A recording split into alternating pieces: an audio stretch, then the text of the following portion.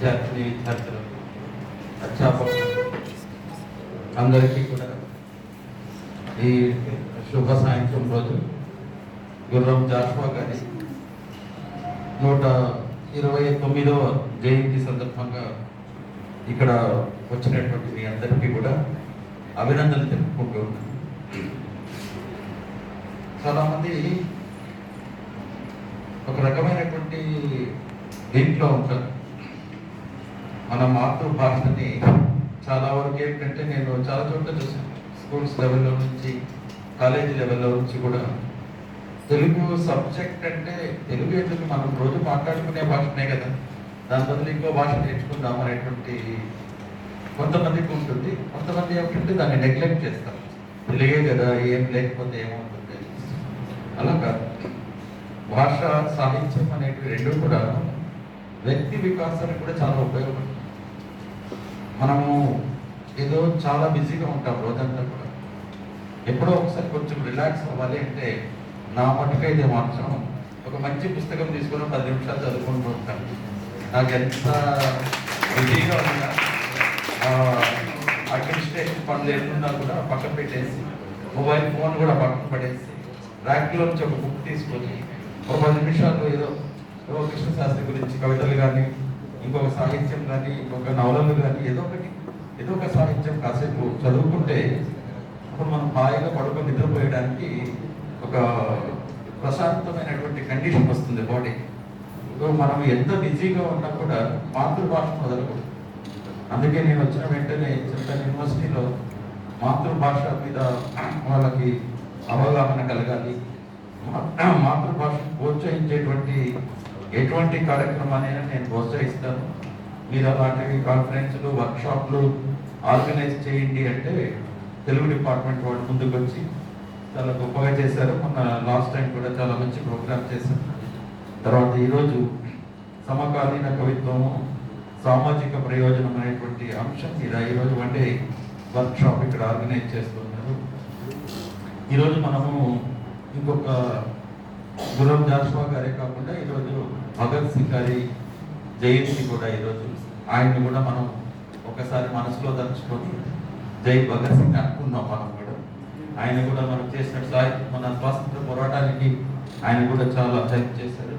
ఇంకొకరు కూడా ఎవరో బర్త్డే అన్నారు మేడం, పోయి భీమన్న గారి బర్త్డే కూడా. సో వాళ్ళందరికీ కూడా మనం మనస్ఫూర్తిగా కృతజ్ఞతలు తెలుపుకుంటాం.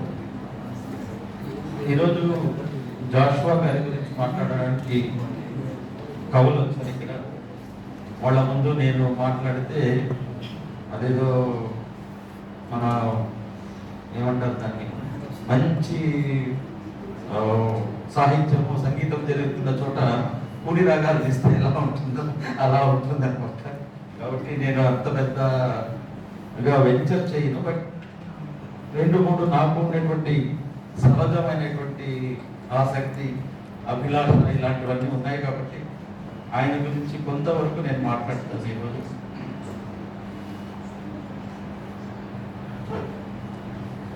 ఒక చిన్న small lines about Gurram Jashuva. అవమానాలు దిగమింగుతూ అక్షర శరాలు సంధించినటువంటి యోధుడు, లేవితనం బాధిస్తున్న కలం కలేజా చూపిన ధీరుడు, అగ్రవర్ణం అహంకరిస్తున్న ధీటుగా సమాధానం ఇచ్చిన సాహితీ వీరుడు, అణచివేతలను ఎదిరిస్తూ అగ్ని భావాలను రగిలించిన కవి పుంగవుడు, ప్రజల నాలుకల పైన నానిన జనరంజక కవి, గగన తలంపై చిరస్థాయిగా నిలిచిపోయే ధృవతార, సాహిత్య రంగంలో ఆయన ఓ గీటురాయి, జాషువా పేరే మానవ కులంలో కలికితురాయి. అదొక చిన్న tribute to our Gurram Jashuva గారు.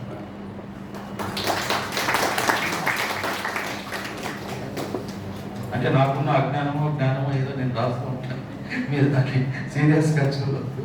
But okay. ఇంకోటి ఏంటంటే ఆయన చాలా గొప్ప కవి. ఎలా అంటే కొన్ని సందర్భాల్లో ఆయన మాట్లాడేటటువంటి మాటలు, ఆయన వర్ణించినవన్నీ కూడా చాలా చాలా గొప్పగా ఉంటాయి. ఒక చోట ఆయన అది ఫిరోదౌసి నావల్లో సార్ ఎక్కడో చోట ఆయన ఎన్విరాన్మెంట్ గురించి వర్ణించాల్సి వచ్చినప్పుడు ఒక మాట రాస్తారు, చలువ మొప్ప పుడమి సృష్టించి మాకిచ్చి అనుభవింపదనుచు ఆనందించి నిలువ నీడలేక నిలిచిన కలవాడు. భగవంతుడు చెప్తున్నాడు. భగవంతుని గురించి ఏం రాస్తున్నాడు? చలువ మొప్ప, అందరూ మెచ్చుకునేటువంటి భూమిని ఇచ్చేసి అది ఆ భూమిని మాకిచ్చి మీరు అందులో అనుభవించండి అని ఆనందించి, ఆయన మాత్రం శ్మశానంలో ఏమీ లేకుండా, ఆయన రూఫ్ టాప్ కూడా ఉంటుంది, ఆయన కూర్చునేదానికి ప్లేస్ కూడా ఉంటుంది. అలాంటి చోట ఒంటరిగా ఎలాంటి ఇల్లు లేకుండా ఉండేటువంటి నిలువ నీడ లేక నిలిచిన కలవాడు. ఆయనకు అన్నీ ఉన్నాయి కానీ ఆయన నిలిచుంటాడు. అలాంటి వర్డ్స్ అనేటివి చాలా అద్భుతంగా ఉంటాయి. ఇలాంటివి మాట్లాడుతూ ఉంటాయి. ఆయన పద్య రచనా శిల్పం చేసినటువంటి గొప్ప కవులతో జాషువా గారు చాలా ముందుగా ఉంటారు. ఒక చోట కృష్ణశాస్త్రి గారు అంటారు, మాటకు రంగు రుచి వాసన ఉంటాయి అంటారు. ఐ డోంట్ నో దీంట్లో అర్థం మీరు ఎంతమందికి అర్థం అవుతుందని అర్థం. మాటలో కూడా రంగు రుచి వాసన ఉంటుంది. ఆ పదాన్ని ఎక్కడ ఎలా వాడాలి అది తెలుసుకున్న వాడే మహాకవి. అందరూ పదాలు వాడుతూ ఉంటారు. ఆయన కృష్ణశాస్త్రి గారు ఒక చోట వాడారు, ఒక సినిమాలో ఒక పాట ఉంటుంది, మేము చాలా మంది విని, నడిచే మొక్కులకి, పాట ఎవరికైనా గుర్తుంది అది, నడిచే మొక్కులకి నవ్వే పెదవుందా, నవ్వే పెదవులకి మువ్వల మురళిందా. శ్రీకృష్ణుడి గురించి మాట్లాడుతూ, నడిచే మొక్కులకి నవ్వే పెదవులు ఉన్నాయా, ఆ నవ్వే పెదవులకి మువ్వల మురళి ఉందా అంటే ఆ మొక్కులు వెళ్తూ ఉంటే అలా ఆయన వర్ణన అన్నమాట. అట్లాగే ఇట్లాంటి దాంట్లో మన జాషువా గారు కూడా చాలా మంచి మంచి చేశారు. ఎలాగైతే మన ముతిక్కన పింగళి గారు, సూర్యుడు గారు, షేక్స్పియర్ గారు అలాంటి వాళ్ళందరినీ మనం అనుకుంటాం, కానీ జాషువా కవిత్వంలో కూడా అద్భుతమైన సృజనాత్మక భావనా శక్తి కనిపిస్తూ ఉంటాయి.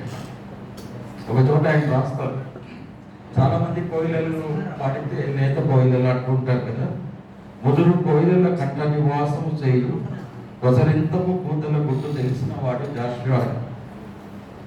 ఓకే, అలల నురుగుల్ని సముద్రపు పిల్లలుగా ఊహించగలిగిన వాడు, ఉప్పడి రాలు యుద్ధ భూమిని భావించగలిగిన వాడు, నల్లని వానమబ్బుల్ని గర్భిణీ వేగాలు అన్నవాడు ఒక జాషువా గారే. అలాంటి జాషువా గారు ఆయన రాసినటువంటివన్నీ కూడా సాహిత్యాన్ని కూడా కొంతమంది చదవడం మంచిది. ఇంకో చోట రాస్తాడు, అతను సృష్టికర్త వింత నమ్మున మహావృక్షం నిమిడించి సృష్టించి గారడి చేసేవాడే భగవంతులాగా. ఇలాంటి అందమైనటువంటి పదాలు వాడుతూ అద్భుతమైనటువంటి పద్యాలు రాస్తూ ఆ కాలంలో ఆయనని చాలామంది క్రిటిసైజ్ చేశారు. ఆయనకి ఎంకరేజ్మెంట్ లేకపోవచ్చు, అయినా కూడా ఆయన పరిస్థితుల్లో అంటే ఇవన్నీ కూడా మీరు ఎందుకు చెప్పాలి, ఇవన్నీ ఎందుకు చూసుకోవాలి అంటే ఇన్స్పిరేషన్ కోసం. ఆ రోజు ఆయన దళిత జాతిలో ఉన్న వ్యక్తి అయినా అతని దగ్గర మనకు ఆయన ఫైనాన్షియల్గా వీక్గా ఉన్నప్పటికీ కూడా ఒక అనుకున్నటువంటి పద్ధతిలో అనుకున్న దానికోసం కష్టపడ్డాడు. అవమానం చేసిన వాళ్ళకి కూడా తిరిగి ఒక గొప్ప సమాధానం చెప్పగలిగినటువంటి పొజిషన్ వచ్చింది. ఇది ఆల్ ఇన్స్పిరేషన్. అలాంటివి మనం కూడా అలవాటు చేసుకోవాలి. ఫెయిల్యూర్స్ వచ్చాయి అనేసి దానికి భయపడిపోవు. మన ఫెసిలిటీస్ లేవు, ఫెయిల్యూర్స్ ఉంటాయి. ఫెయిల్యూర్ అనేది ప్రతి ఒక్కరికి వస్తుంది. ఫెయిల్యూర్స్ అనేది స్టెప్పింగ్ స్టోన్స్ అంటాం కదా, ఆ విధంగా మనం వాటిని చూసి భయపడిపోతుంది. మీకు ఒక చిన్న స్టోరీ చెప్తాను. ఒక బౌద్ధ భిక్షుకు అతను, అంటే కొంచెం పాతకాలంలో స్టోరీ అన్నమాట. మామూలుగా చెరువుల దగ్గర నీళ్లు తాగుతారు, ఇద్దరు ఫ్రెండ్స్ వెళ్తూ ఉంటారు. అతను నీళ్లు తాగడానికి చెరువు దగ్గర వాటర్ పైప్ తీసుకుంటుంటే అక్కడ చిన్న తేలు, అది అతని కుడుతుంది అన్నమాట. చేతులు వదిలిస్తాడు, ఆ తేలు వెళ్ళి నీళ్ళలో పడుతుంది. అది నీళ్ళలో కొట్టుకుంటూ ఉంటుంది. అయ్యో ఇది నీళ్ళలో పడి కొట్టుకుంటుంది అని అది పుట్టినా కూడా తీసి దాన్ని మళ్ళీ ఒట్టు మీద పెట్టాడు. అది పట్టుకున్నప్పుడు మళ్ళీ కొడుతుంది, మళ్ళీ చేయి మీద తీస్తాడు, అది మళ్ళీ నీళ్ళలో పడుతుంది.